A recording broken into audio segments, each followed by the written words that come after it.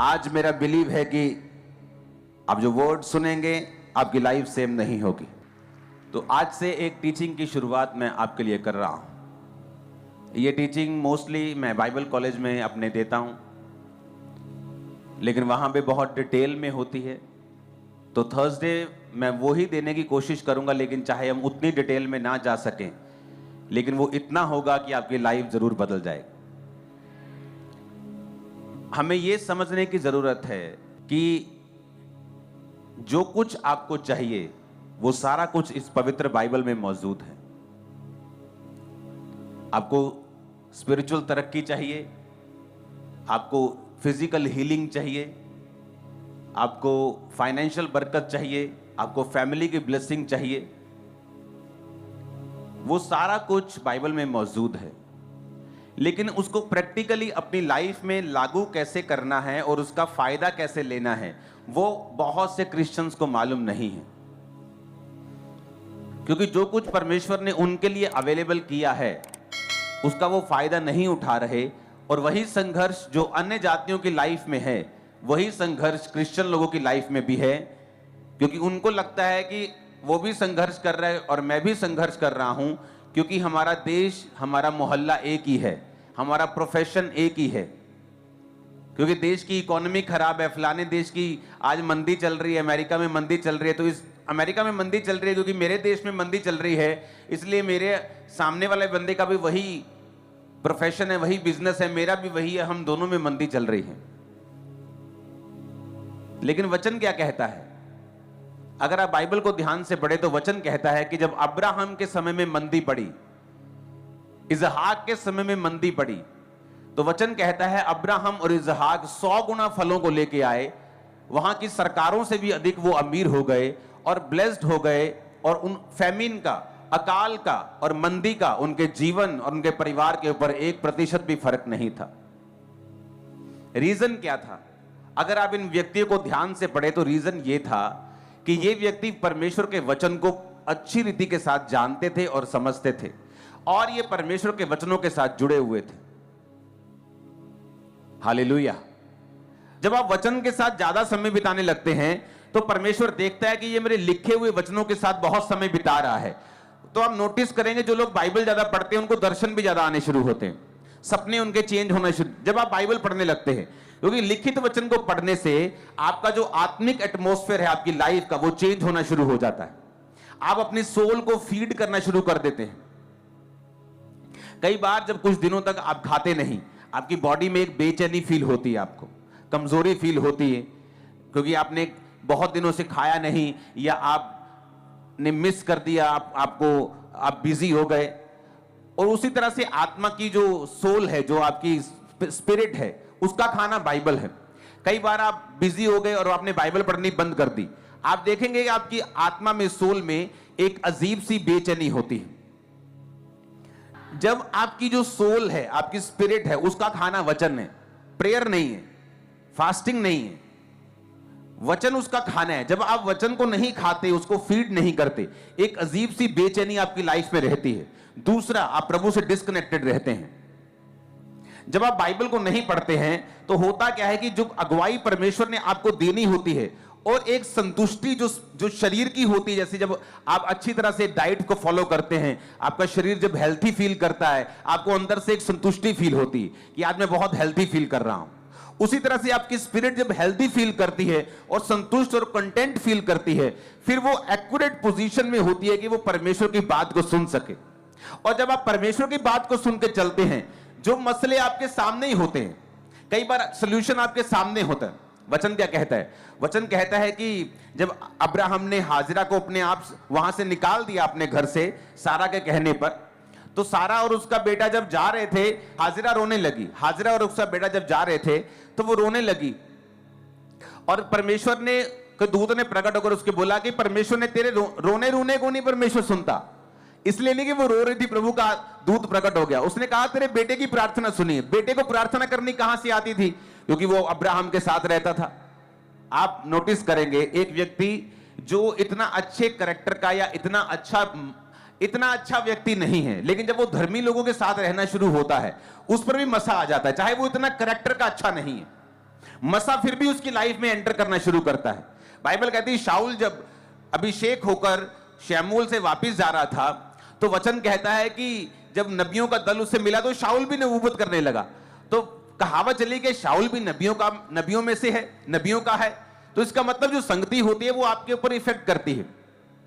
तो वचन कहता है कि जब उसका बेटा प्रार्थना करने लगा, क्योंकि उसने अब्राहम के साथ रह के सीखा हुआ था, तो प्रार्थना परमेश्वर ने सुनी और परमेश्वर ने आकर उसकी मां के दूध को भेजा और उसकी मां की आंखों को खोला। कौन सी आंखों को? लिखा उसकी आंखों को खोला, क्योंकि रोटी और पानी खत्म हो गए थे, कि परमेश्वर ने उसकी आंखों को खोला और उसको एक कुआं दिखा। वो कुआं तो पहले भी वहां मौजूद था, ऐसा तो नहीं था कि कुआं तब परमेश्वर ने नया पैदा कर दिया। सोल्यूशन वहीं पे था, जिंदगी वहीं पे थी, लेकिन वो उस जिंदगी तक वो पहुंच नहीं पा रही थी। उसका रीजन ये था कि उसकी आंखें बंद थी। आंखें बंद होने का कारण यह था कि परमेश्वर को पुकारा नहीं गया था। और उसके बेटे ने जब प्रभु को पुकारा, जब परमेश्वर को अपनी लाइफ में इनवाइट किया, कैसे इनवाइट करते हैं आप? प्रार्थना से। कैसे इनवाइट करते हैं? वचन के साथ जुड़ के। और लिखा जब उसकी आंखें खुली तो वो पानी वहीं पे था। होता क्या है, जब आप बाइबल पढ़ते हैं आपकी स्पिरिचुअल आईज ओपन हो जाती, तब वो सोल्यूशन आपके सामने ही होता है, आपके आसपास ही होता है, लेकिन आपको कभी दिखता नहीं। आप सफर करते रहते हैं, खिंचते रहते हैं, आप दुखी हो जाते हैं, क्योंकि वो सोल्यूशन आपको दिख नहीं रहा, क्योंकि आपने अपनी जिंदगी में परमेश्वर को इनवाइट नहीं किया हुआ, आप बाइबल के साथ नहीं जुड़े हुए, आपने प्रार्थना को अपनी जिंदगी में महत्व नहीं दिया हुआ। कितने मेरी बातों को समझ रहे हैं? कई बार आपके हस्बैंड को बदलने के लिए आपकी एक ही बात चाहिए होती है, एक ही बात ऐसी आपके मुंह से निकलेगी, वो प्रभावित हो जाएगा और धीरे धीरे बदल जाएगा। लेकिन वो बात तब तक परमेश्वर आपके मुंह से नहीं निकालता जब तक आप पूरी तरह से अपनी लाइफ को परमेश्वर के सामने समर्पित नहीं करते। फिर आप हैरान होते हैं कि मैंने जैसे प्रार्थना करनी शुरू की और बाइबल पढ़नी शुरू की, कैसे परमेश्वर ने मेरे शब्दों को बदल दिया। और मैंने अपने पति से बात की, मैंने अपने भाई से बात की, ये मसीह में नहीं था, लेकिन इसका दिमाग चेंज होना शुरू हो गया। क्यों? क्योंकि उन शब्दों के ऊपर परमेश्वर ने अपना अधिकार कर लिया, आपके दिमाग पर परमेश्वर ने अपना अधिकार कर लिया। क्यों? क्योंकि आपने उसे मौका दिया, आपने अपने सोल को खाना दिया, वचन दिया, वचन को पढ़ना शुरू किया, पापों से तौबा की, प्रार्थना करनी शुरू की। परमेश्वर ने आपके माहौल को चेंज किया और परमेश्वर ने वो बदलाव किया जो आपकी लाइफ में चाहिए था। कितने मेरी बातों को समझ रहे हैं? तो आज मैं आपको आपके ग्राउंड बना दूंगा। और आपने नोटिस किया होगा कि डिलीवरेंस वीक्स जो पिछले साल हुए थे, अब तक उनकी टेस्टिमनीज को हम पाते हैं कि मेरे घर में 20 साल से शराब था, मेरे घर में 15 साल से शराब था, मैं डिलीवरेंस वीक्स के दौरान आया था और मेरी लाइफ चेंज हो गई। मैं आपको बता रहा हूं, अब वही थर्सडे आ चुके हैं, आपकी लाइफ कभी सेम नहीं रहने, कभी, इन जीसस ने, मैं आपको बता रहा हूं। तो आज हम स्टार्ट करेंगे पहला राजा 17 बाब उसकी 1 आयत से।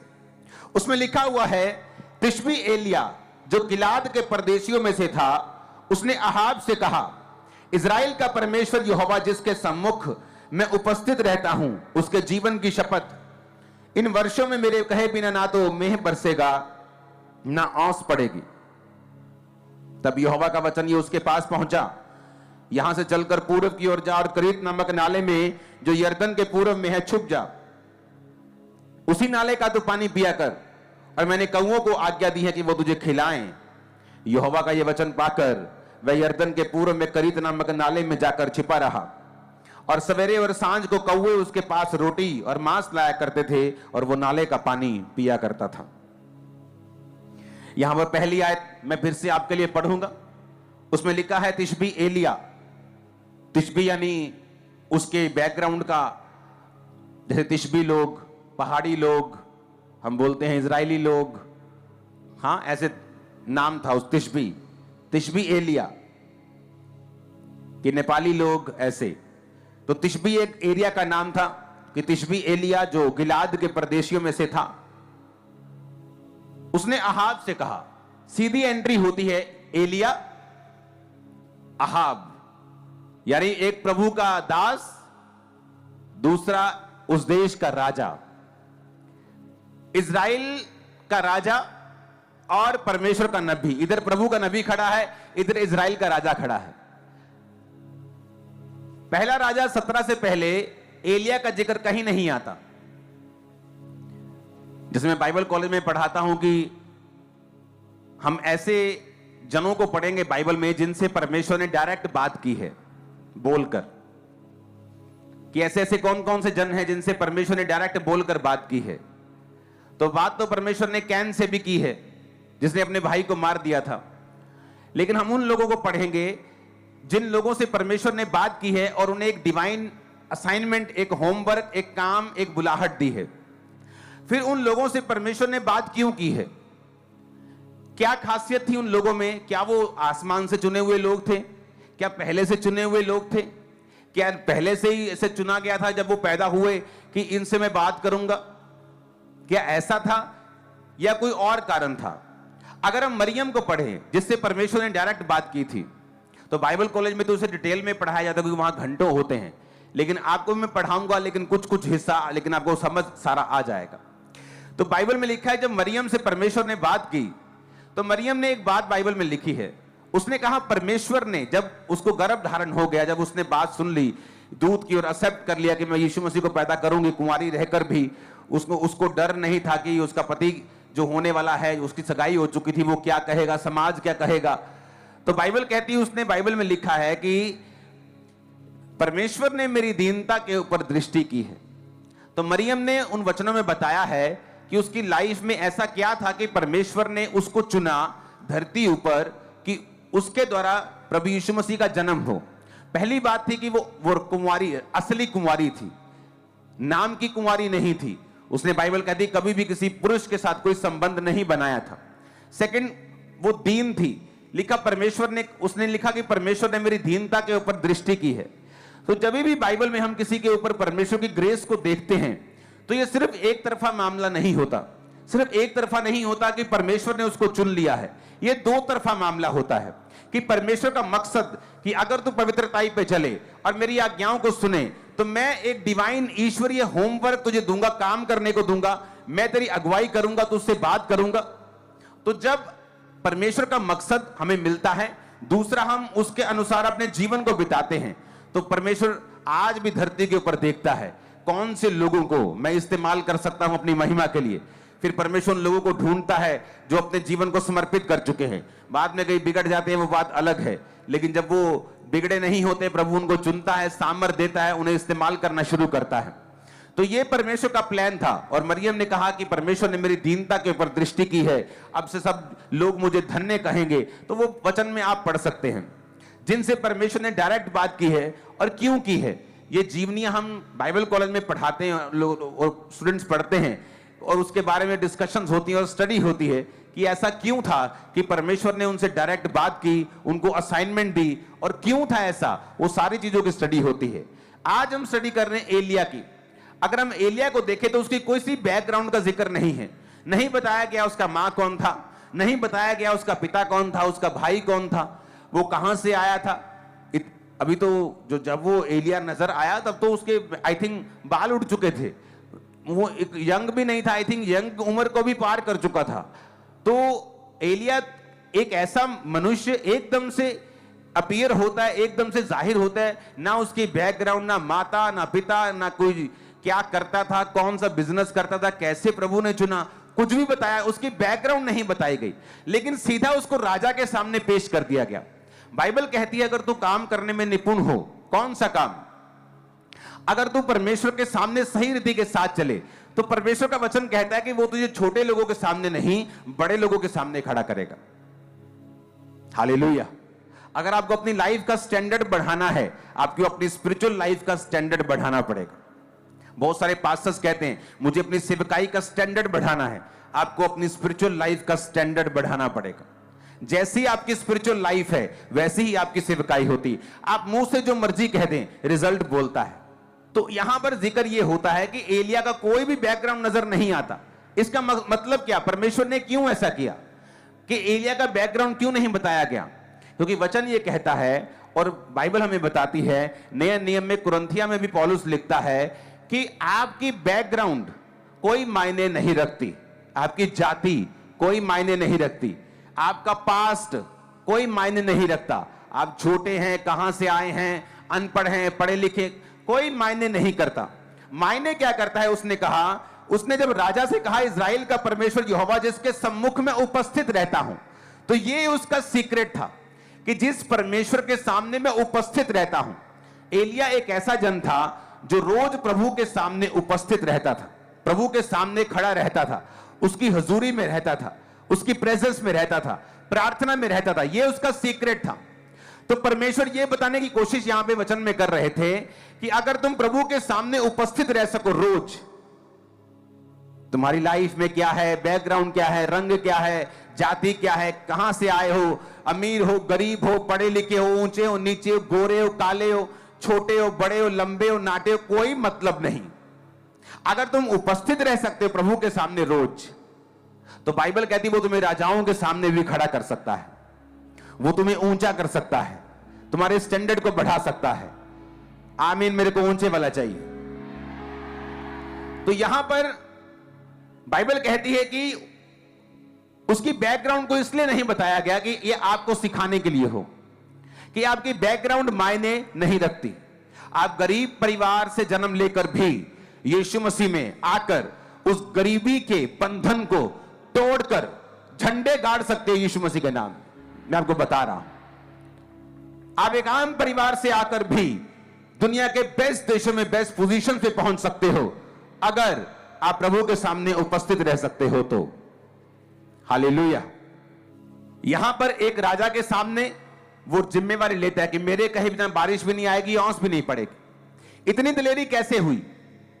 जबकि अगर आप आगे पढ़ें, इसी एलिया की स्टोरी को आगे पढ़ें, जब उसने बाल के नबियों को और अशेरा के नबियों को मार दिया, 850 नबी एक दिन में मारे गए। और उसके बाद जब अहाब ने जाके अपनी पत्नी इजाबेल को बताया कि एलिया ने 850 नबियों को मार दिया है, तो उसने एक मैसेज भेजा एलिया को। उसने कहा, एलिया अगर शाम तक मैं तेरा हाल वही ना कर दूं, तो देवता मुझसे भी वही अधिक करे जो उनके साथ हुआ है। तो बाइबल कहती है एलिया भागा। अब क्यों भागा? जो राजा से नहीं डरा, इजाबेल से कैसे डर सकता है? जो फर्स्ट पावर से नहीं डरा, सेकंड पावर से कैसे डर सकता है? इसका एक एग्जाम्पल है कि जब चाहे वो एलिया था, नाम बड़ा था, लेकिन पावर का सोर्स परमेश्वर था, उपस्थित रहा प्रभु के सामने। और जब आप प्रभु के सामने उपस्थित रहते हैं, आप में एक अजीब तरह की दलेरी आ जाती। वो कैंसर फिर आपको डराता नहीं, वो दुश्मन आपको डराने नहीं पाता। लेकिन अब जब एलिया अपनी स्पिरिचुअल पावर को यूज करता जा रहा था, बाल के नबियों को मारा, आग उतारी, सब कुछ किया, प्रार्थना का लेवल लो हो गया। जब प्रार्थना लो हो गया और शैतान ने धमकी दी, तो बाइबल कहती भागा। इससे क्या मालूम होता है कि आपकी लाइफ में ना तो बल से कुछ होगा, ना शक्ति से होगा, ना आपकी विल पावर से होगा, ना आपकी शारीरिक दलेरी से होगा। बड़े बड़े शारीरिक दलेर जब परमेश्वर के राज्य को जरूरत होती भाग जाते हैं। कौन टिका रहता है? जो स्पिरिट में, जो आत्मा में, जो प्रार्थना में स्ट्रांग है। और जब एलिया को अपनी गलती समझ आई कि मैं राजा के सामने खड़ा रहा, 850 नबियों के सामने खड़ा रहा, इतनी ताकत थी मुझ में, मैंने बोला कि जो आसमान से आग उतार कर उत्तर देगा वही परमेश्वर, मैंने आग को उतारा यहोवा के नाम में, और अब मैं कैसे डर गया? तो यह बात समझ आपको आनी चाहिए कि बैकग्राउंड मायने नहीं करती। पतरस शारीरिक रूप से दलेर आदमी था। कैसे साबित होता है? क्योंकि जब यीशु मसीह को पकड़ने के लिए आए तो किसी चेले ने कुछ नहीं कहा, लेकिन पतरस ने तलवार से एक व्यक्ति को मारना चाहा, एक सिपाही को मारना चाहा, उसने सिर पर मारी उसके, लेकिन वो हटा दो कान पे लगी और कान उखड़ गया उसका। तो जीसस ने वो कान वापस जोड़ दिया बिना किसी सर्जरी के। हालेलुया। तो बिना किसी सर्जरी के जब जोड़ा, तो इसे मालूम होता है कि पतरस एक बड़ा दलेर व्यक्ति था। लेकिन प्रभु ने उससे कुछ कहा था उसी रात, उस घटना से पहले, जब पतरस ने कहा था प्रभु अगर तू मरा तो मैं तेरे साथ मरूंगा, तो प्रभु ने कहा था कि आज मुर्गे का जब बांग होगा 3 बार तो मेरा इनकार कर देगा। तो जब यीशु मसीह को पकड़ के ले गए तो एक व्यक्ति बोला, ए तू भी उन गलीलियों में से है, तू भी उसका चेला है? कहता नहीं नहीं, मैं उसका चेला नहीं। एक बार इनकार कर दिया, आग सीखने लगा। औरत ने कहा तेरी बोली तेरा भेद खोलती है, तू भी उनमें से है। 3 बार उसने इनकार किया और फिर लानते डालने का, लानत तो जो यीशु को जानता हूं। और जो मुर्गे ने बांग दी और जीसस ने दूर से उसकी ओर देखा और उसको शर्मिंदगी महसूस हुई, वो रोने लगा। उसको याद आया कि मैं चाहे जितना मर्जी शारीरिक रूप से दलेर हूं, लेकिन प्रभु ने जो मुझसे कहा था कि प्रार्थना कर, ऐसा ना हो कि तू परीक्षा में पड़ जाए। कई बार बोलते मैं पक्का क्रिश्चियन हूं, ऐसी की तैसी, शैतान कुछ नहीं कर सकता, मैं मर भी जाऊंगा। लेकिन जब शैतान आपको अपने पंजे में फंसाता है और परिस्थितियां घेरती हैं, फिर आप डावांडोल होने लगते हैं। क्यों? क्योंकि आप अपनी फिजिकल विल पावर से यीशु मसीह में नहीं चल सकते। और यही बात एलिया को समझ आई कि जब तक मैं प्रभु के सामने उपस्थित रहता था, राजा की भी मैंने बैंड बजा दी, उसके सामने डराने और जिम्मेवारी मेरे कहे बिना बारिश नहीं है। उसने ये नहीं कहा राजा देख मैं प्रभु का दास आ, मेरे ते ना कुछ गल आवे, मैं तेन प्रभु का देन आया मैसेज। उसने ऐसा कुछ नहीं कहा, कोई घुमा फिरा के बात नहीं की। उसने कहा राजा मेरे कहे बिना ना बारिश आएगी ना ओस पड़ेगी। लेकिन वही एलिया जब उसकी पत्नी ने एक दबका मारा तो भाग गया वहां से। रीजन, प्रभु के सामने उपस्थित रहना, रोज उपस्थित रहना, हर रोज उपस्थित रहना डैनियल की तरक्की का राज था। मौत आए, जीवन आए, बारिश आए, तूफान आए, प्रॉब्लम आए, दुख आए, सुख आए, लेकिन दिन में 3 बार यरूशलेम की खिड़कियों को खोलकर वो प्रार्थना और धन्यवाद करना छोड़ता नहीं था। ये आपकी लाइफ का सीक्रेट है। मेरी बाइबल स्टडी का आपको कोई फायदा नहीं होगा अगर आज का वचन आप नहीं फॉलो करेंगे। तो अगली बाइबल स्टडी जो होगी वो तभी आपकी लाइफ में काम आएगी अगर आप इन बेसिक्स को फॉलो करेंगे। तो आपकी लाइफ में पाप नहीं होना चाहिए, आपकी लाइफ में बाइबल स्टडी होनी चाहिए, बाइबल पढ़ना होना चाहिए, तीसरा आपकी लाइफ में प्रार्थना होनी चाहिए। अगर ये तीनों चीजें आप अपनी लाइफ में कंप्लीट करते हैं, फास्टिंग के साथ हफ्ते में 1, 2, 3, लेकिन जब स्पेशल बोली जाती हैं तो आपको पूरी करनी है। उसके बाद जब आप फिर चलेंगे और प्रार्थना करेंगे और आप थर्सडे की और संडे की बाइबल टीचिंग को लेना शुरू करेंगे, प्रभु आपसे बात करेंगे, छुटकारे की ओर आपको लेके जाएंगे, आप छुटकारे की ओर चल पड़ेंगे और इसी साल छुटकारा आपके हाथ में होगा। और मेरे को आमीन ऊंचे वाला चाहिए। मैंने छुटकारे को होते देखा पिछले डिलीवरेंस मीटिंग्स के दौरान। बहुत बड़ी बड़ी गवाहियां, सरकारी पदों पे लगे हुए बड़े ऊंचे ऊंचे पदों के लोग, किस तरह से परमेश्वर ने उन दिनों के दौरान उनको चर्च में भेजा, उनको डिलीवर किया और डिलीवरेंस की शुरुआत उन दिनों से हुई और आज वो डिलीवर हो रहे हैं कंप्लीटली और आगे बढ़ते जा रहे हैं। स्टेप बाय स्टेप परमेश्वर उनको आगे लेके जाता जा रहा है। वो उन डिलीवरेंस वीक्स के कारण था। अब फिर से वो ग्रेस आपकी लाइफ के ऊपर आएगी। आप बाइबल टीचिंग को सुनेंगे, गहरी बाइबल स्टडी को लेंगे, प्रार्थना को रिसीव करेंगे, मास प्रेयर को रिसीव करेंगे, ले हैंड को रिसीव करेंगे, ऑयल को रिसीव करेंगे, आपकी लाइफ सेम नहीं रहने वाली। स्पिरिचुअल फीस्ट शुरू हो चुके हैं। आप खुल के आत्मिक खाने को खाओगे और मजबूत हो जाओगे।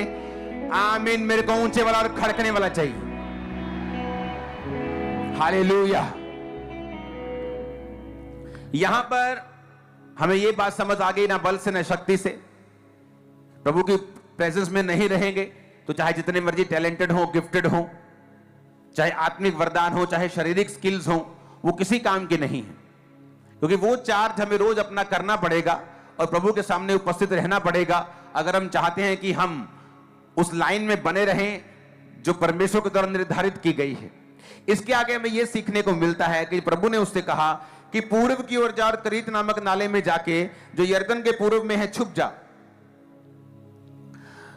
अब एलिया को यह बात मालूम थी कि जब मैं राजा को यह धमकी दे दूंगा कि मेरे कहे बिना बारिश औस नहीं पड़ेगी, हो सकता परसों चौथ बारिश हुई हो, सब जगह जब उसने बात की हो, सब जगह इतनी ऊंची ऊंची घास हुई हो, तो राजा को लगा ये बेवकूफ सा आदमी, ये एक फकीर सा आदमी लग रहा है, ये क्या करेगा। लेकिन वचन कहता है जैसे ही एलिया के मुंह से वचन निकले, मौसम बदला और ड्राई होना शुरू हुआ। और परमेश्वर को मालूम था कि जब मौसम ड्राई होना शुरू होगा, राजा को गुस्सा आएगा और ये एलिया को ढूंढने के लिए लोगों को भेजेगा। तो परमेश्वर ने उसको पहले ही बता दिया कि यहां से अब चला जा, तू अपने घर में नहीं रहेगा, अब यहां से करीत नामक नाले में जा और वहीं छुप कर रहे। लिखा है जहां से चलकर पूरब की ओर जा और करीत नामक नाले में जो यरदन के पूरब में परमेश्वर का छिप जा। वहां से चलकर उसी नाले का पानी तू पिया कर और कौओं को मैंने आज्ञा दी वो तुझे खिलाएं। अब एक बात यहां और समझने की जरूरत है कि जब एलिया परमेश्वर के वचनों को राजा के पास लेके जा रहा था तो उसने ये नहीं कहा कि प्रभु मैं ठीक है, मैं राजा को बोल दूंगा लेकिन उसके बाद क्या? थोड़ा प्लान तो बताओ। राजा वहीं पकड़ लेगा या क्या करना है? फांसी ना दे दे वो। अगर आप प्रभु से संपूर्ण चमत्कार को, और वो एक होता ना माइटी हैंड खुदा का, वो अगर देखना चाहते हो अपने सिर के ऊपर, आपको उसके ऊपर कंप्लीट भरोसा रखना पड़ेगा। कंप्लीट भरोसा। आप उससे नहीं कहते पहले मुझे योजना बताओ, इसके आगे क्या? आपको प्रभु कह सकता है जा अपने परिवार को बोल दे तू क्रिश्चियन हो चुका है, बपतिस्मा ले चुका है, आज से तेरा खुदाबंद यीशु मसीह। आप बोलेंगे प्रभु आगे क्या? मैं फिर लुधियाना में छुप जाऊं? प्रभु आगे क्या? अगर वो ये करेंगे, घर से निकाल देंगे तो क्या होगा? इसका मतलब आप प्रभु के ऊपर पूरी तरह भरोसा नहीं रखते हैं। उसने पहले स्टेप लिया, उसको नहीं मालूम था आगे क्या होगा। जब स्टेप ले चुका, प्रभु ने कहा अब दूसरा कदम ये है। आप जब आत्मिक जीवन जीते हैं, परमेश्वर आपको एक कदम ही आपको मालूम होता है कि ये कदम मुझे मालूम है कि मुझे आत्मा में लेना है, आगे क्या करना है मुझे कुछ नहीं पता। अब्राहम अपने घर, अपने परिवार, अपने कुटुंब, अपने देश को छोड़ के, वो देश जो मैं तुम्हें दिखाऊंगा, चला जा। प्रभु कौन सा देश? बोर्डिंग पास कहां है? पासपोर्ट कहां है? किस देश में जाऊंगा? वहां क्या करूंगा? क्या काम करूंगा? उस देश में मुझे कुछ होगा तो नहीं? लेकिन वचन कहता है वो अपने देश को छोड़कर चल पड़ा। किधर जाऊं? इधर जाऊं, इधर जाऊं, इधर जाऊं कि इधर जाऊं? कोई मैसेज नहीं, कोई अगुवाई नहीं, बस इतना पता था कि ये एरिया छोड़ के जाना है। वो चल पड़ा। आगे प्रभु की आवाज आई, अब यहां जाना है। संपूर्ण भरोसा। हो सकता है जब वो चल पड़ा हो 2 साल आवाज ना आई हो, लेकिन आज के विश्वासी को पूरा मास्टर प्लान चाहिए। अगर मैं ये करूंगा तो प्रभु क्या करेगा? अगले दिन उसको अगुवाई चाहिए, क्योंकि सब फास्ट जमाना है। पहले एक पिक्चर भेजनी होती थी, पिक्चर खींचते थे, उसको कार्ड से ईमेल पे ट्रांसफर करते थे, ईमेल से उसकी अटैचमेंट बना के भेजते थे। भाई साहब पिक्चर पहुंच गई, वो डाउनलोड होता। आज पिक्चर खींचो व्हाट्सएप पे, ठक ठक पहुंच गई, चलो ठीका बजे दो, अरे चलो पहुंच गई। फास्ट जमाना हो गया। आज सब कुछ फास्ट चाहिए। अगर मुझे ये स्टेप लेना है, प्रभु क्या करेगा? आज मैंने टाइप दिया, पास्टर साहब कल मेरा करोड़ों रुपया घर में पहुंच जाना चाहिए। हालेलुया। लेकिन प्रभु ऐसे काम नहीं करता। जो मैजिशियन होता है, जो जादूगर होता है, वो प्रभावित करने के लिए जादू करता है। लेकिन जीसस मैजिशियन नहीं। अगर आप उससे मिरेकल चाहते हैं तो आपको प्रेम में होकर संपूर्ण विश्वास के साथ एक बच्चे के माफिक उसके पास जाना पड़ेगा और वो आपको छुएगा। वो मैजिशियन नहीं है जो आपको प्रभावित करने के लिए कि आप क्रिश्चियन हो जाओ तो मिरेकल करेगा। उसे कोई जरूरत नहीं है। वो धर्म बदलने नहीं आया किसी का। उसने सब लोगों को बनाया है। हालेलुया। कितने इन बातों को समझ रहे हैं? तो यहां यह समझ आती है कि उसके पास अगला प्लान नहीं था, तो परमेश्वर के ऊपर संपूर्ण भरोसा कि एक स्टेप मालूम है, आप चलेंगे। और आगे क्या हुआ लिखा, यहोवा का यह वचन मानकर मैं यरदन के पूर्व में करीत नामक नाले में जाके छिपा रहा, और सवेरे और सांझ को कौवे उसके पास रोटी और मांस लाया करते थे। वो नाले का पानी पिया करता था। कुछ दिनों के बाद उस देश में वर्षा न होने का कारण नाला सूख गया। तब यहोवा का वचन उसके पास पहुंचा, चलकर सिदोन के सारपत नगर में जाकर वहीं रहे। एक विधवा को मैंने वहां तुझे खिलाने की सुन आज्ञा दी। अब वहां का पानी जब सूख गया तो आगे क्या? वो घबराया नहीं। प्रभु ने कहा अब सारपत नगर में जा, क्योंकि अकाल पड़ चुका था। उसे मालूम था सब जगह अकाल है। कोई ढाबा नहीं खुला, कोई दुकान नहीं खुली, किसी के पास खाना नहीं है। और यह दिखाता है कि वो संपूर्ण समर्पण में था कि एक स्टेप ले लिया। क्या? मैं जीसस को मानता हूं, अंगीकार कर लिया। प्रभु ने कहा 10 लोगों के सामने तो मेरा अंगीकार करेगा, मैं स्वर्गदूतों के सामने, पिता के सामने बोल दूंगा कि ये मेरा बेटा है। तू शर्माएगा, मुझे भी शर्म आएगी पिता के सामने, दूतों के सामने कहने में कि ये मेरा बेटा है, ये मेरी बेटी है। तू हिसाब से चलेगा, मैं भी हिसाब से चलूंगा। लेकिन जब हम परमेश्वर के सामने स्टेप लेते हैं, उस पर संपूर्ण भरोसा रखते हैं, एक बाप की तरह उसको अपना बाप मानते, उसकी शरण में जाते हैं और भरोसा रखते हैं कि अगर वो पहला कदम उठाने के लिए मुझे कह रहा है तो समय आने पर दूसरा कदम उठाने के लिए मेरी अगुवाई करेगा, दूसरा कदम उठाने के बाद तीसरा कदम उठाने के लिए मेरी अगुवाई करेगा। इसे कहते हैं मेरी रोज की रोटी मुझे रोज दे। इसलिए प्रभु ने कहा प्रार्थना करो कि तुम्हारी रोज की रोटी तुम्हें रोज मिले। प्रभु ने ऐसा कभी भी किसी आज तक इस सेवक को खड़ा नहीं किया कि जिसे प्रभु ने बता दिया हो कि 20 साल बाद क्या होगा। मुझे बताया प्लान आने वाले कुछ सालों का। जब सेवा स्टार्ट हुई थी इतना पता था कि बहुत लोग होंगे, उसके आगे क्या नहीं मालूम। अगला स्टेप लोग हो गए, उससे अगला पहले नहीं बताया, जब हो गया अगला, अब अगले आगे क्या होने जा रहा है वो पहले नहीं बताया, अब बताया। उसके आगे क्या होगा मुझे मालूम नहीं। जब मैं समर्पित रहूंगा वो रोज की रोटी देगा और रोज जाहिर करेगा और रोज अगुवाई करेगा। आमीन। तो आज आपका बेसिक मैंने आपको दिया है। अपनी लाइफ में जाएं, प्रार्थना को कंप्लीट करें, बाइबल के साथ जुड़ें और रोज खुदावंद के सामने उपस्थित रहें, ताकि मैं भी वही वचन आपको दूं जो रेमा हो आप लोगों के लिए।